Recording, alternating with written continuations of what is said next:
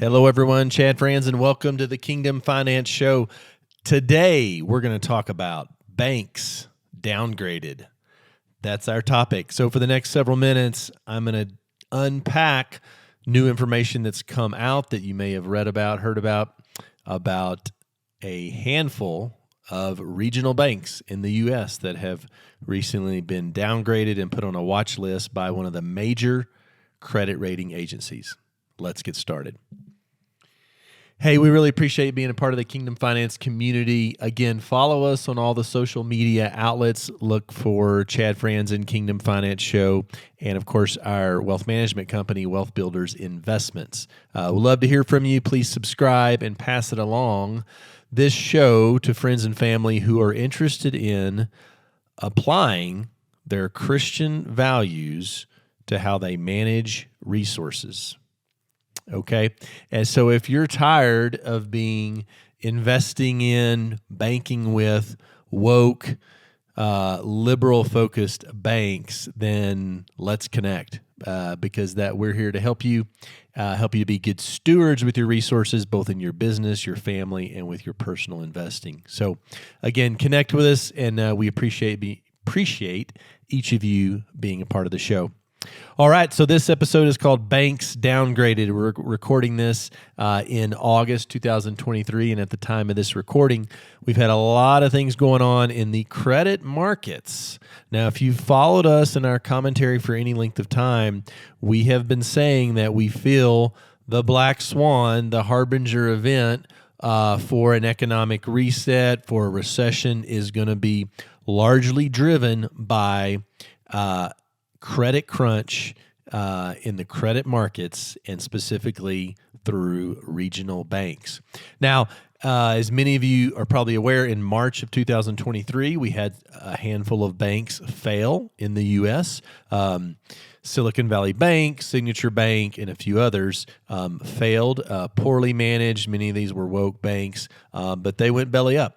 And they had to shut down, and then the government agency, the FDIC, had to step in to guarantee those deposits. Now, what ended up happening in the aftermath of that, for those of you who didn't follow it, was that a handful of big banks, the likes of J.P. Morgan and others, came in and bought the assets of those failed banks. So now that's just a precursor. We've been saying for some time on the Kingdom Finance Show and with the families and businesses we work for at Wealth Builders Investments that the story's not finished on the credit crisis with interest rates being so high and the repercussions that's going to have on the banking system. Now that flows down to individuals, small business owners, and even medium-sized corporations, franchises, and the like. So the access to capital is what will freeze up parts of the economy. Now, recently news came out from one of the credit rating agencies. So there are, for those of you that don't know, let me explain this a bit. There are a handful of credit rating agencies: Standard & Poor's, Moody's, Fitch, AM Best, and these companies are designed to, analogous to you having a personal credit score, these entities give credit ratings to corporations, to municipalities, to governments on the credit worthiness of those entities. So if there's a large corporation, small corporation, or even governments around the world, they have a attached credit rating. So the higher the credit rating, the more that is a flight to quality. It's what we call A or A plus rated. Those are going to be the safest, highest rated in entities to invest in.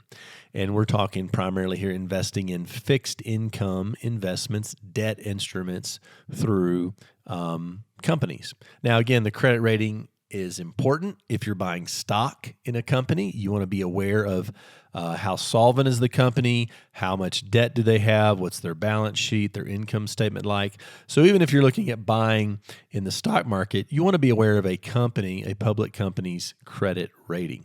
Very important. So again, we could do a whole show on just talking about credit ratings of public companies and stocks and ETFs. But today's focus is the banks. Now, the U.S., the United States of America, which we are blessed to live in, does not currently have a very favorable team running the government and making economic policies that are favorable to everyday Americans and small business owners. And one of these credit rated agencies, Fitch, came out and downgraded the U.S. government's credit. Now, that may come as a shock to some, but it's certainly a repercussion. Again, that's not a political statement. These are just companies who are, it's math, it's numbers. So this is not a political statement of Republican or Democrat or Libertarian. This is saying there are companies who look at the level of debt that companies have. So let's look at the United States. The trillions and trillions of dollars that the U.S. government has in debt, the inability of the U.S. government to reach an agreement on the debt ceiling and just really kicking the can down the road, that led to a recent downgrade by Fitch. Now, I want to speak to that briefly, and then I really want to focus the rest of the show on talking about these banks. I'm going to give you the list. I'm going to call out some of the names, but I'm going to tell you how to get a full list of that, and you can certainly just do a search on your web browser to find it. But the U.S. government downgrade, although it's certainly a report card on the current administration's lack of economic soundness in their policies, and I think everyone should vote heading into 2024 based on the economic impact of government policies under the current administration. The fact that a third-party unbiased credit agency has just downgraded the credit worthiness of the United States should really be a confirmation that the powers that be in administration now are not have your best interest in mind for economic soundness. Now, they certainly have their own, and that's a whole show in and of itself. I'll leave that to others, but I think you know what I mean. So a lot of people get paid, but they're usually people that are doing backdoor deals with foreign governments. So again, I want to address one question we get at Wealth Builders Investments is, should I be concerned? Do I need to adjust my financial plan based on the downgrading of the U.S. government's credit rating? The short answer is no. At this point, the U.S. government, the U.S. dollar, it is the default world currency. That's not changing anytime soon. Bitcoin is not going to become that. And all the other global currencies are so heavily manipulated by their own governments that there's not one that is gonna do that. So again, if you're investing in, again, this is my personal opinion. If you want specific financial advice, please reach out to us directly. I'm sharing these thoughts from an educational perspective and sharing my personal opinion. But I do not believe that this should deter us from investing in U.S. government bonds, whether it's treasury bills or agencies or long-term bonds for that matter. So again, I don't see anything fundamentally changing there. I think it does need to be a wake-up call for politicians that we need to get a more fiscal-minded plan, right? So fiscal is very lacking in our U.S. government when it comes to economics, economic plans. And so we need to really pray and advocate for change in that arena. So I'm not concerned if you own investments in U.S. government bonds. I don't think that is really an issue. It certainly may get more media attention. However, let's move on to the banks. Now, here's something you need to be aware of. News has come out from another credit rating agency called Moody's that 10 regional banks, 10 regional banks, and I've got the list right here, have been downgraded. And another 6 banks are under review for possible downgrades. So that's 16 for those keeping score at home. And another 11 banks have, Moody's has shifted the outlook from stable to negative. So let me explain what that means.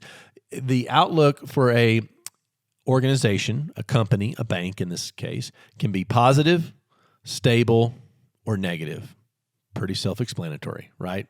Green light, yellow light, red light. Okay, so 11 banks have moved from stable, we'll just call that a yellow, to negative. That's a red. So we've got a total of 27 banks in the United States that have been downgraded, are under review, kind of a watch, or have had their outlook change negatively. So what does that mean for you and I as business owners, entrepreneurs, kingdom-minded givers and investors? Well, it means a lot. And so I want to unpack that this is meaningful. And one of the things we have been saying that a harbinger for the recession and this credit cycle is going to be more regional banks defaulting and having issues. And really, despite the Fed's best effort to tighten policy, leading indicators such as financial conditions, housing, the stock market, credit spreads, durable goods, they've all actually been positive. And that's exactly what the Fed had wanted to avoid. The Fed's ongoing tightening amid an economic slowdown likely poses challenges to our credit-based system in the United States, which is why we're talking about banks today. Now, we've already seen some signs of stress in the banking sector, which we mentioned here at the top of the show. And although today's markets seem fairly calm, my personal opinion is that we are not out of danger just yet. You know, you look at statistics on bankruptcy filings for companies, and those have spiked significantly. And even the amount of consumers and the amount of credit card debt they are carrying has gone up significantly. Now, this is all current data that we're sharing for the summer of 2023. We're recording this in August of 23, so obviously data changes, but this is current. This is why it's relevant. Now, here is the statistic you need to know, and then I'm going to call out some of these banks, and then I'll give you a way to reach out to us, and we can be happy to send you the whole list. And I want to end the show with giving you some tangible action steps that you can take. Now, here is the important soundbite you need to hear. There is $1.5 trillion, not billion, trillion. There's $1.5 trillion in commercial mortgages that are maturing and coming due between 2023 and 2025. So over the next 2+ years. That is a massive amount of mortgages coming due. We're already seeing defaults appearing in the office space sector. So there's a lot of debt. Now, let's think about mortgages. Now we're talking commercial mortgages. Who do you think owns the paper? Who has lent the money on that $1.5 trillion in commercial mortgages that are now coming up for maturity in the next 2 years?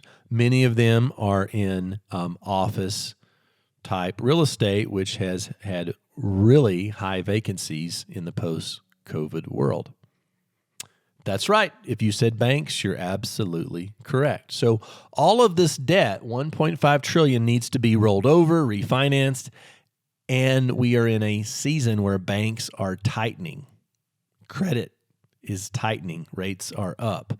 So this, I believe, is what some of these credit rating that's what these credit rating agencies are seeing. That's why we're seeing these downgrades and the watch list and the negative outlooks, is they see this.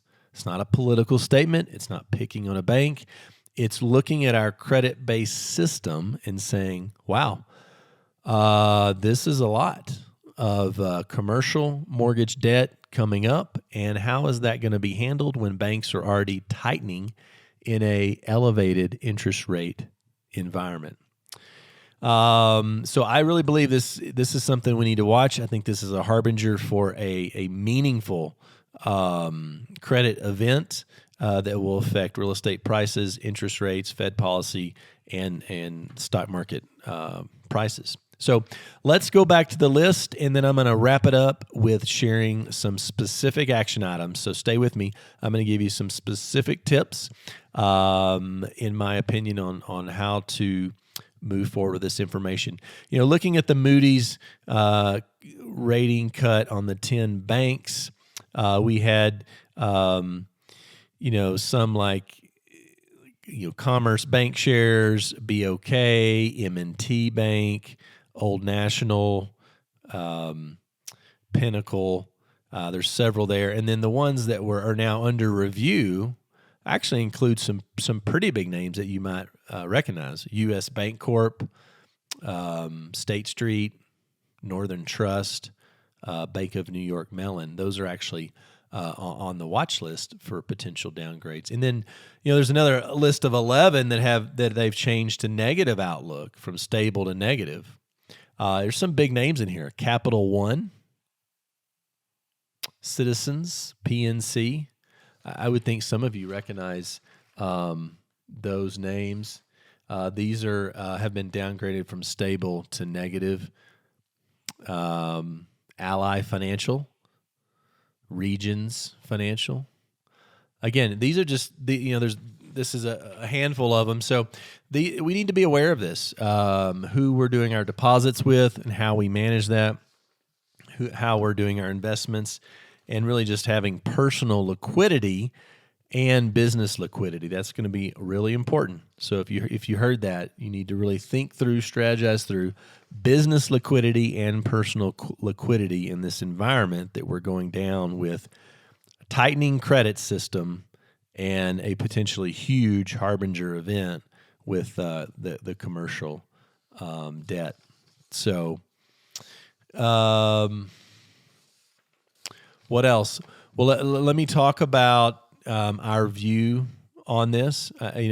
In my opinion, I think anytime we have some type of event, a black swan event, a harbinger event, I believe, economically speaking, in the markets, that always presents good opportunities. As Warren Buffett says, we want to be buying when people are selling and selling when people are buying, right?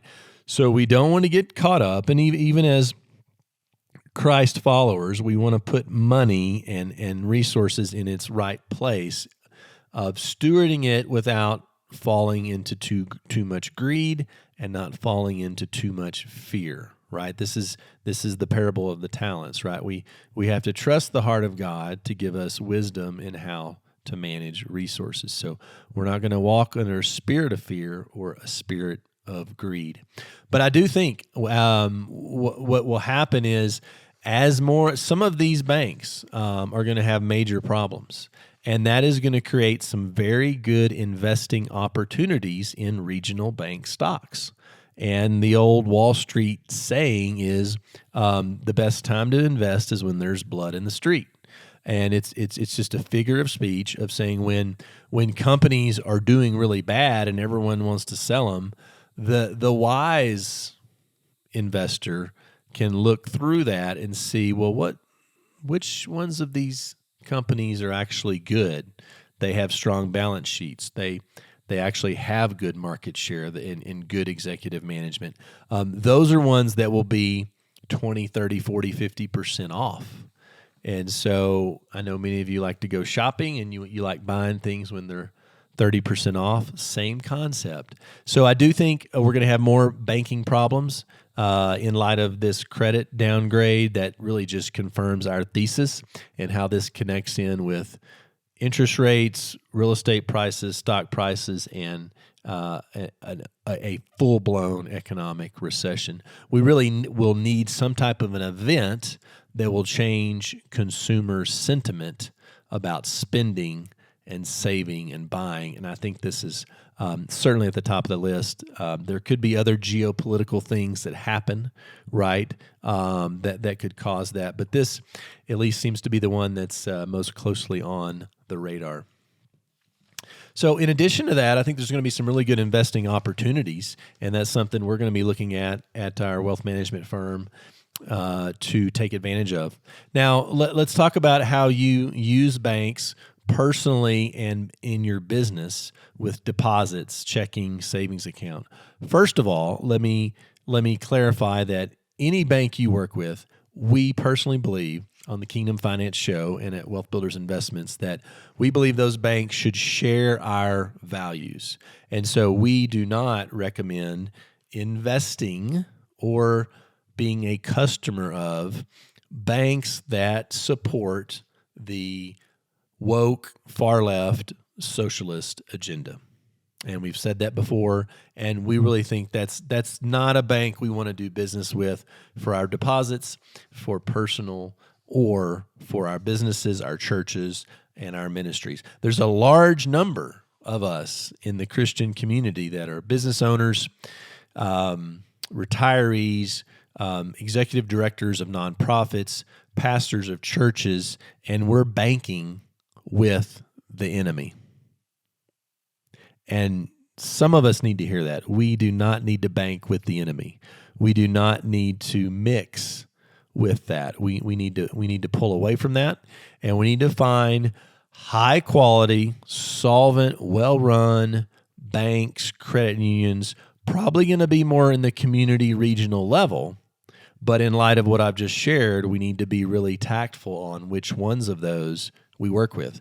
Now, we have a handful of banks that we vetted and we recommend. Again, we don't get any compensation for that. They're just ones that we know them well enough to know that they share a conservative value worldview, and they're a really well-run bank that takes care of their clients and provides good customer service. So if you need some suggestions, reach out to us, wealthbuilders.net, or you can email us at info@wealthbuilders.net. We'll be happy to provide that just as some suggestions. Again, we are not a bank, but we do review a lot of banks to invest in or to screen them for what their values are.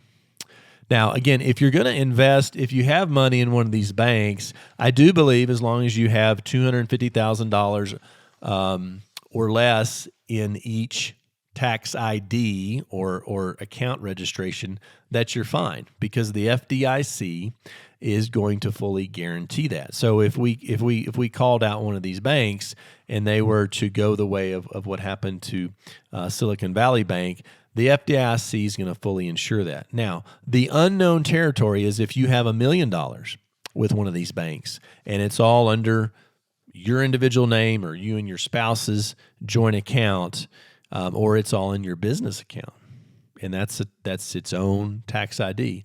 That $1 million is only going to be covered under FDIC rule up to $250,000. So we work with a lot of business owners, a lot of entrepreneurs, and many of them, when we're doing a financial plan, we'll uncover that, and they may have got a pretty liquid position in their business checking, and it's got $800,000 in it. Couple $1 million in it, whatever. And then we talk through, well, how much of that do you need for operating the company, and what would happen if that money got froze, if the bank went illiquid? And in fact, we have some friends and clients who were with SVB through their business, and it was pretty stressful for a few days. So that can all be avoided with proper financial planning, and that's something our team works with a lot of people on. So you want to make sure you're within those FDIC limits, and anything above that, you need to consider how to further diversify. So that is something we do day in and day out at our wealth management firm, Wealth Builders Investments. Again, we can coach you on that. That's really a one-on-one planning conversation on how best to do it, but I want you to be aware of the limits on that. So again, there's going to be opportunities in this. I don't want to be doom and gloom, but I wanted to record this to make you aware of what's going on with the credit ratings of many of the banks, some of which you may be using personally or at a business or ministry level. And I'm not even talking about if these banks have woke liberal values today. I'm just talking about the business side of their credit worthiness. Now, again, this is something to be aware of. Again, there's going to be opportunities. You want to make sure you are under the FDIC limits. And if you're not, reach out to us. We'll be happy to give you some specific suggestions on how to navigate that, how to make sure your resources are properly diversified. So again, I hope this has been helpful. Again, if you want to get more information on the full list of the banks, shoot us an email or leave us a comment, info@wealthbuilders.net. But keep this on your radar. Many of you are business owners, you're running companies, franchises, you're forward-looking thinkers, and we need to understand the credit system in the U.S. Is getting tighter. I think many of you know that if you're buying goods and services for a company or a large family or a church, you realize that. But this is something that even the unpolitical independent credit agencies are making note of. So I think potentially we're going to look back next year and say, hey, wow, that was, the bell was ringing on some of these credit issues. So, all right. Hey, that's all I have for today's show. Thank you for being a part of the Kingdom Finance community. Again, Chad Frantzen here. And please like and subscribe, connect with us on social media, and pass this along to any friends, colleagues, family members that want to make the most informed decisions on managing resources. And as we like to say, bring clarity out of chaos. Again, connect with us online at wealthbuilders.net, and we will see you next time on the Kingdom Finance Show. Thank you so much for joining me today on the Kingdom Finance Show. If you enjoyed this podcast, please subscribe and leave us a review. It really helps to get the word out. For more resources on becoming a Kingdom investor and to connect with us directly, visit our website at wealthbuilders.net. That's wealthbuilders.net. We'll see you next time on the Kingdom Finance Show. The content provided is for educational purposes only. We encourage you to seek personalized investment advice from your financial professional. For all tax and legal advice, please consult your CPA or attorney. Investment advisory services are offered through Authentic Counsel, a registered investment advisor. Securities are offered through Cabin Securities, a registered broker-dealer. The content of this podcast does not constitute an offer of securities. Offerings can only be made through an offering memorandum, and you should carefully examine risk factors and other information contained in the memorandum.